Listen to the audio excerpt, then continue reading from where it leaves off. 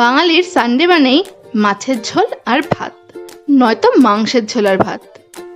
তবে বিরিয়ানি দিলে কিন্তু মন্দ হয় না একেবারে। আর সেরকম বাঙালি তো আমি, বিরিয়ানি ভাতের থেকে আগে আছে। তো যাই হোক, সেদিন ছিল সানডে আর মা বাবাও বাড়িতে ছিল না, তাই রান্না করার একেবারেই মুড হচ্ছিল না। আর তার থেকেও বড় কথা ছিল কাজের প্রচণ্ড চাপ, অত কাজ সামলে আর রান্না করতে ইচ্ছা করছিল না। তাই ভাবলাম বাইরে থেকে কিছু একটা অর্ডার দেবো, তো ভাবছিলাম একটু বিরিয়ানি খাওয়া যাক।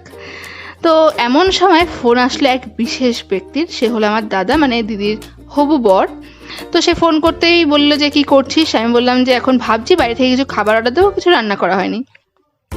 তো দাদা বললো যে চল আজকে তোদের লাঞ্চটা আমি স্পন্সর করছি। তো তাই জন্য দাদা পাঠিয়েছিল মাটন বিরিয়ানি।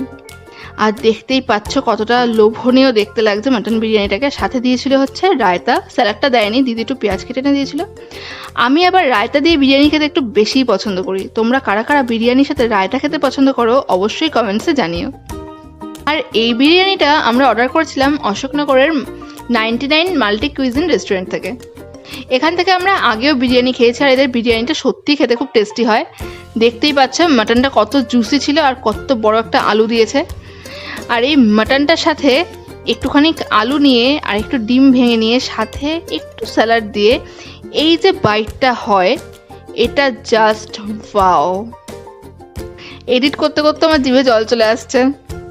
ভিডিওটা যদি ভালো লাগে তোমরা তোমাদের বিরিয়ানি লাভার ফ্রেন্ডসদের সাথে শেয়ার করতে কিন্তু একদমই ভুলো না।